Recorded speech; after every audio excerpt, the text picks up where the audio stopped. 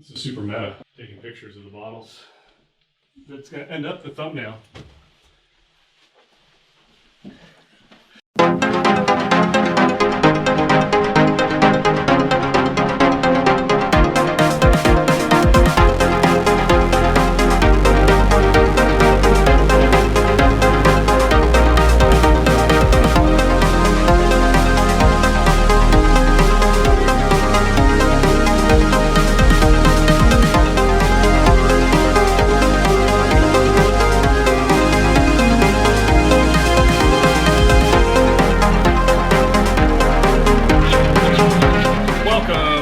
Curiosity Public. I'm Dutch. Jules here. Dylan.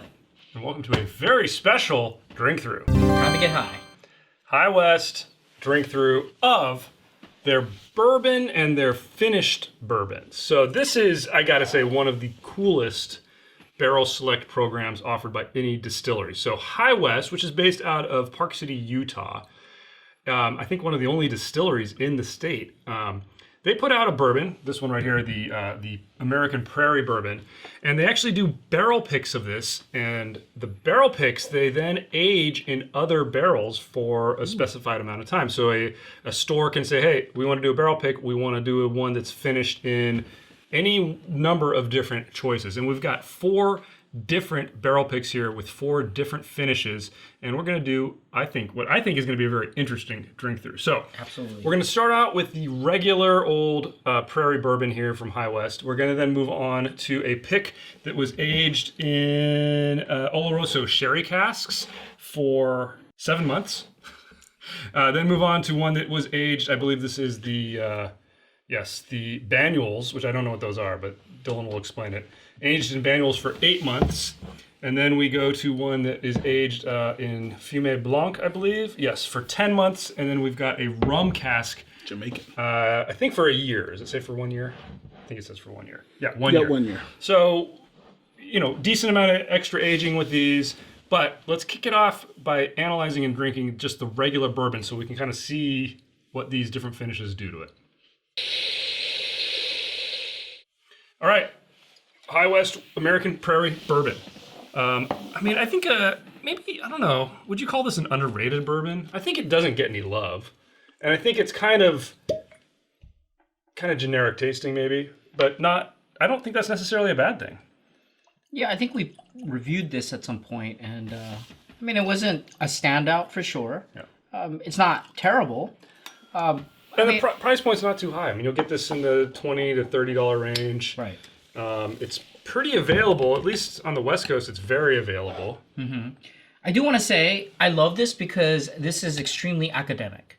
Like for me, as a student of the liquor, I want to learn as much as I can about second maturation, first fill, second fill, all that kind of stuff, right?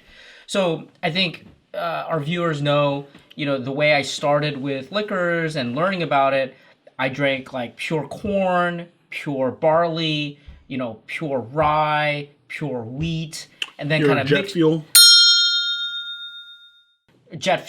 and then various permutations, and then second maturations of various kinds, et cetera, et cetera. And so you start to learn about the different flavor profiles that other things provide. And this is a wonderful experiment, right? This is a wonderful way to kind of, get your mind thinking about what these things can impart. One thing I want to point out to you about the American Prairie bourbon is I think it's really cool anytime there's a bourbon with a cause. We talk about this with like the Parker's Heritage, but this, they actually donate to the American Prairie Reserve, which I think is in Montana. Yeah. And it's that's awesome. Right. So hats off to High West for doing something like that. I think this is a good bourbon. There's nothing wrong with this flavor profile. No. I look at this as a background bourbon. It's kind of a background bourbon. It'd be fine to mix it if you wanted to sip on it. And there's stuff here to analyze. It's not bad. Mm-hmm. It's not too sweet. It's not too very weird. Neutral. It's very neutral. Right? It's actually, it strikes me as a good base to build upon. Mm-hmm. That's right. I think this with maybe a few more years of age could be a really good bourbon. Right.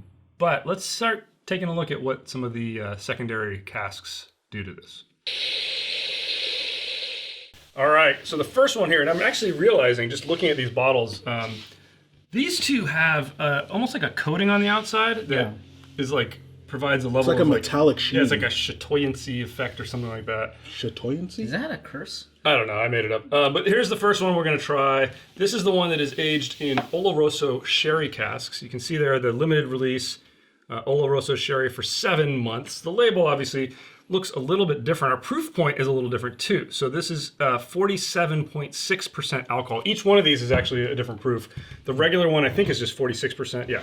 So this is a slightly higher proof point. We got 7 months of Oloroso sherry.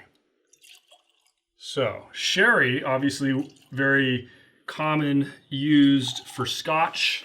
There's a few bourbons that do this as well with the sherry cask.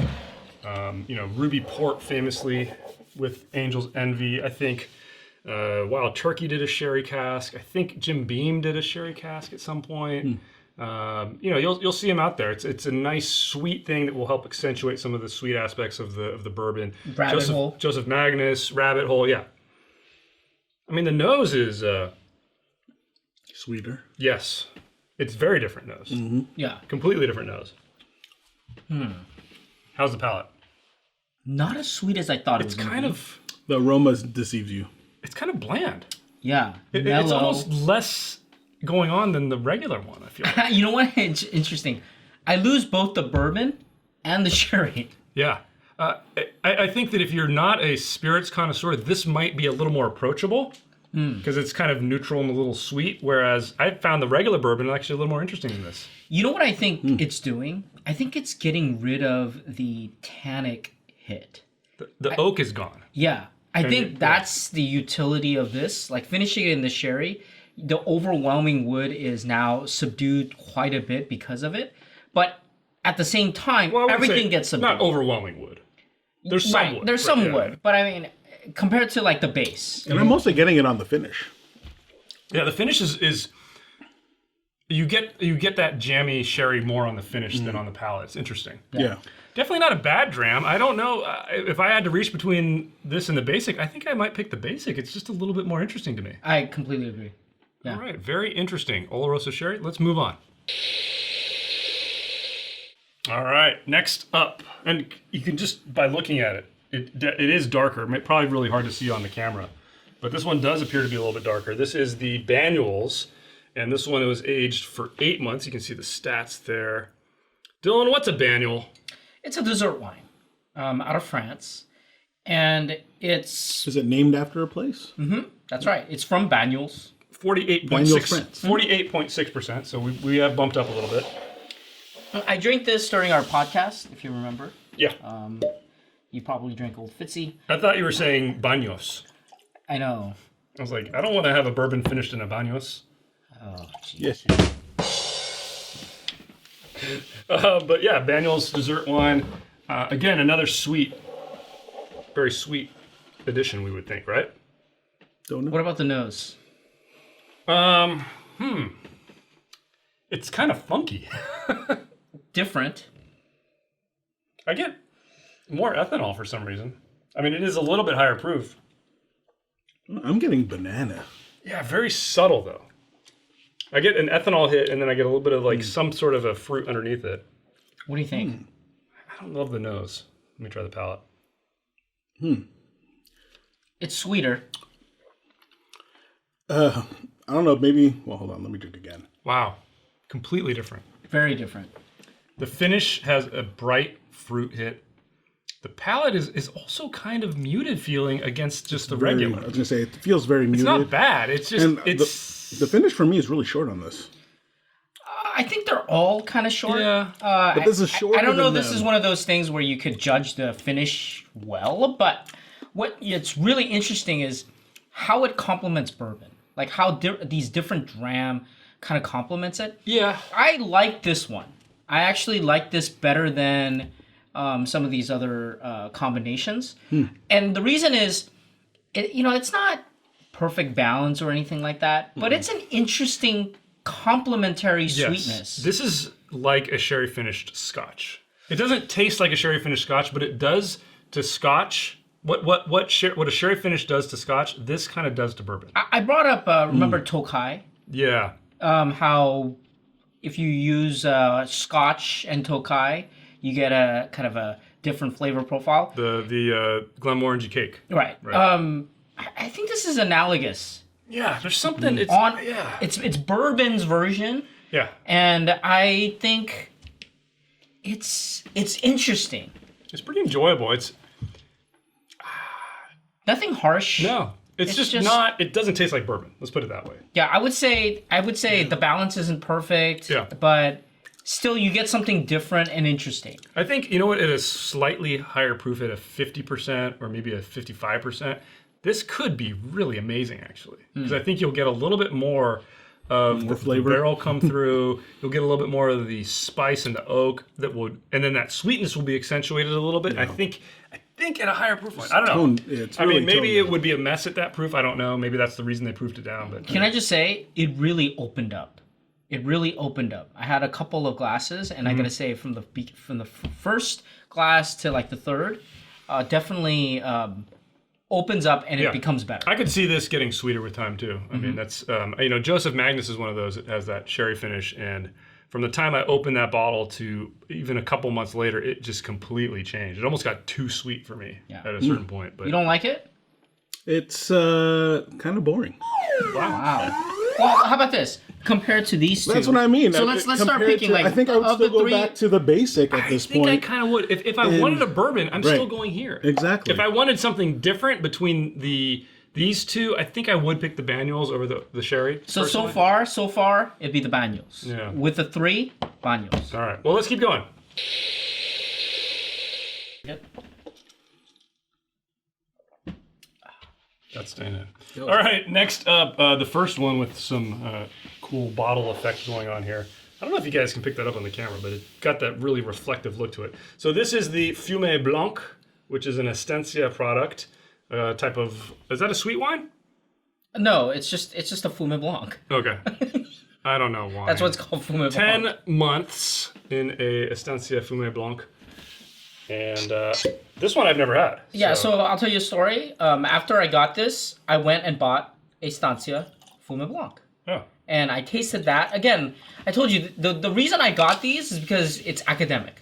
I want to learn, and I want to learn more. And so I got the wine. I wanted to taste what the wine profile was like, and then I tried this. So I'm assuming it's a Blanc, is a white wine, right? Yes, that's correct. Now, the only other wine-finished bourbon that I can think of is the, what's that Lux Row one? Rabbit Hole? Blood Oath? Blood Oath. Yeah, the Blood Oath and a Cabernet finish, I think. Oh, that's right. This is completely different. Wow, it kind of smells like white wine. What do you think? I like the nose. The nose is probably the most interesting nose so far. There's more depth to it. More bourbon, flower. I still think the bourbon had a great nose, but this is a little bit more interesting. Flower, finally. Yes, there's flower. It's nice. It's a really nice nose. Let's check the palate. Whoa, Yeah. totally different. What do you think? I like this better. It's dry like wine. What's our proof point? Because we did go up in proof here. I forgot to mention that. 40. 48.9. So just a tiny bit higher. Yeah, 0.1 higher. Yeah, it is a little bit drying. It's a little bit dry on the palate, but the depth of flavor, you get the grape. You get the green grape come through, and it kind of rounds out the flavor really nicely. Doesn't it? Yeah. That was my first impression. I thought that you start to get delicate flavors that might have been buried by a regular bourbon suddenly start to come to fruition, and it starts to kind of swirl around the palate. You think that's a buried flavor, or you just think it's the new barrel adding that flavor? No, what I'm saying is that sometimes the second maturation overwhelms the base bourbon. Oh, I see what you're saying, yeah. Other Just times, accentuates it. Yeah, the second barrel you can't taste it. Yeah. Other times it's off. Like for this, I think It's a well blend. I mean, it's a nice blend. It does accentuate. Like if you were to serve this to somebody blind, they'd be like, "Wow, that's really interesting." right. Would you be able to identify this as a bourbon blind? Do you think? I think it would be hard. It'd be hard. Yeah, this could be like almost like one of the Glenfiddich, Glenlivet, Glenmorangie. It's a little confusing. I think again the kryptonite for all of these is the finish, Yeah. but again that's not the point. That's a really interesting one. Although I like the finish of this more. This is the most interesting one so far. I hesitate to say it's my favorite though. I just don't know. Okay, so now we did 4. Which of these would you pick? You're still going for the regular bourbon? Wow. I mean, the thing is, I think if I get my mind out of, okay, I don't want to just grab the thing that tastes most like bourbon, because that's this. This is the most interesting one so far. But I don't know that it's my favorite. Yeah, I would right now, it would be close, BANYULS versus FUME. Yeah, I think I slightly prefer the FUME Blanc. Just slightly. I slightly prefer the BANYULS. Okay. Well, we got one more, and it's our highest proof one. Let's move on. All right, the last one. Pass that on down, Jules. This is the Jamaican rum finish. It's been one entire year in that finishing barrel. 1 year Jamaican rum, as you can see there. The proof point on this as well is the highest so far. This is 51.5%. And this also has that kind of cool reflective effect on the bottle. I love that's so cool. I think these are beautiful bottles, by the way. Yeah. These barrel pick bottles just look with the gold and the black. That metallic sheen that they do. So nice. It's awesome. I haven't seen on any other bottle. So we've got our longest finishing, and we've got our highest proof. That's kind of why we put this last, because it did have the highest proof. We did organize them in order of proof points. Rum finished, again, we have got a Blood Oath, I know that was a rum finish. I feel like there was another rum finished one. I think Jefferson's does a rum finish. Jefferson's does a wine finish too. So, I mean, Jefferson's got a lot of those kinds of things. You know, rum, Jamaican rum, you would assume we're going to get a lot of sweetness here, huh? Wow. This smells like Foursquare. Yeah, it smells like rum. Holy crap, that smells like rum. You get the banana, you get the pineapple, you get the tropical cocktail. Tropical this fruit, smells like a tropical cocktail. Oh my gosh.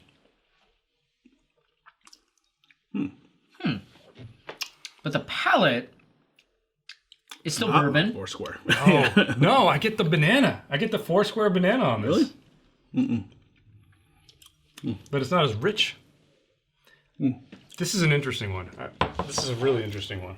No, I don't get it in the beginning. I get it a lot in the finish. Yes, a lot in the finish, and it's there at the very end on the palate. Yeah. And it bleeds into the finish. I get the pineapple, I get the banana, I get the... This doesn't taste anything like a bourbon to me. Really? Yeah. It really doesn't. This really tastes like It's got rum. the tropical components more of a rum. We're vibrating all over the place. I don't know what to think about this one. I love the nose, but it's a rum nose. The palate is just completely different. It's dry. A little bit dry. Um, I kind of like the sweetness though. This is the sweetest by far. I gotta say, I like the aroma better than the palate. I think I agree with you. I think I agree with you. The aroma's really, really good, but it's like I said, it's a rum aroma. I would say, you know what this is? If you try this, if you're a bourbon drinker and you try this and you like it, you need to be drinking like Foursquare and other sipping rums, because that's kind of what I want this to end up being, right? It doesn't This taste could like a be bourbon. an interesting transition. Yeah, it really could. Like if somebody drank Would you this... do it the other way, though? Would you give it to a rum potentially, guy? Yeah. Potentially, yeah. And I think if you drank this and you thought, But better the other way. you know, this agreed. is amazing. This is like the best thing you've ever had. Then I think you can make the transition to rum. Right. Yeah. And I think, like what Jules was saying, if somebody's coming from rum and they try that and they like it, I'd say, okay, well, maybe you like some bourbons. Right. But, yeah, it would work better as a bourbon to other rum way. transition than a Agreed. rum to bourbon transition. But, wow, really interesting. That's why I don't know if I would introduce it to them, because this is not a good offering of like bourbon. Yeah, this doesn't, it does not taste like bourbon, right? Oh my gosh, it tastes like a pina colada, man. It really is fruity I can see and where sweet. you're going. Yeah. Well, I definitely enjoyed drinking this. Yeah, this was good. But this one really this tasted the least like bourbon to me. It's interesting because this is my least favorite. Yeah, it's weird. Let's do a little recap here. Yeah. I think that the rum had the best nose. I agree. I wouldn't say the palate was bad. It was just, it really tasted like a rum to me. I think the most interesting palate was probably the Fumé Blanc for me. I really did like the regular bourbon as well. How about you, Jules? Nose and palate, what were your picks? Actually, I don't know. For me, the summary would be, so I wouldn't even call this a progression. It was just definitely interesting. Well, let's put it this way. Experiments. Which finish did you like the best? Right. Well, I mean, I would go back to the basic, so stick to the bourbon. It's a good bourbon. And it's really good. But I mean, part of the problem I had was it didn't evolve this base profile, I thought. You know, as much as I thought it just was. changed It just changed. Yeah, exactly. you're It just right, changed it. So it didn't accentuate it. It didn't like drop it too low either. I think actually the BANYULS was the only one that kind of evolved it. Exactly. Yeah, I was going to say, like, the manuals probably got close. Yeah. This one's just a complete outlier in terms of I almost agree. a completely different spirit altogether. But really, I thought that was really good in its own right. So you need to pick one. I stick to the No, basics. One of the No, finishes. no. One of the that's- finishes. You got to pick one of these four. I don't know. I guess I enjoyed. Yeah, I mean, I guess the Oloroso, just because it had the more familiar tones. Because it didn't whatnot. taste It like didn't. anything other than... If I had to pick one, it would be the FUME BLANC, I think, yeah. Okay. How about you, Dylan? All right, so I agree with you on the aroma. I think the rum knocked it out of the park. It's Fantastic. incredible. Intense. I would say I would still pick the BANYULS. Okay. I think it complemented the base bourbon the best. The aroma is not as good, but I felt like on the palate, the richness, the depth of flavor, and that something that is interesting on my shelf was the BANYULS. Interesting. I thought FUME BLANC was close second, for sure. And I think that this is a release for bourbon connoisseurs, for sure. And it's great because it's $50. Yeah. And if you can find a variety, it's fun. It's really interesting. I mean, we've done a lot of drink-throughs. This has been by far the most interesting drink-through we've done. I mean, completely different flavors, all starting with the same base, and just seeing what that extra maturation can do is really fun. Now, I will say a caveat. I don't think this is good for people just starting out with bourbon. No. I think it'll mess up your palate. I think you're gonna get really confused. You may or may not like bourbon after that. I wouldn't call this even bourbon at this point. So Well, they do have some finished ryes as well, so maybe we'll do one of those in the future. But I mean, I think that this program is extremely interesting. Hats off to High West for doing something this interesting. I mean, this is like, for Curiosity Public, we love things that are interesting and out of the ordinary, and this really is fantastic. I mean, even though we wouldn't say these are like the best products we've ever tried, this is just an amazing thing. The fact that this is on the market is just so cool. I learned something. Yes, I did too. learned something from Learn this. what that barrel influence does, and it's really, really awesome. Because there's so much second maturation out there these days, and you don't know what it's doing. And so if you want to start delineating its contribution to a base dram, you have to do something like this. Where you can say, okay, a white wine does this. A dessert wine does this. Rum does this. Sherry does this. You know what I mean? I mean, that's great. And it works really well with this base bourbon because it's neutral. Yeah, it's a very straightforward bourbon profile. That's right. Nothing offensive about it. Nothing wrong with it. It's not going to win any awards necessarily, but it's solid. Although it says Distillery of the Year. Well, maybe they did win some awards. Now, their ryes are extremely popular. We reviewed the Midwinter Night Dram. I mean, I think there's a lot more from High West that we want to keep getting on the show, but I couldn't resist this opportunity because I know we got a couple of these and we're like, wait, let's get a few more because this is really interesting. That's right. I will go on record saying this is the most interesting. We should have an interesting counter for tonight. Yes. How many times did I say the word You guys interesting? say interesting. A lot. Jules, take us out of this interesting episode. Tell us what you guys think about this workshop interesting bourbon in the comments below. Give us a thumbs up if you like this episode. Subscribe for more videos from Curiosity Public. Please consider joining Curiosity Private if you want to help the channel out. We got a lot of interesting videos. We do, and it does help us out. Seriously, thank you for those members already. Check out our podcast on all the major podcast platforms out there. As always, stay safe, stay healthy. Stay interesting.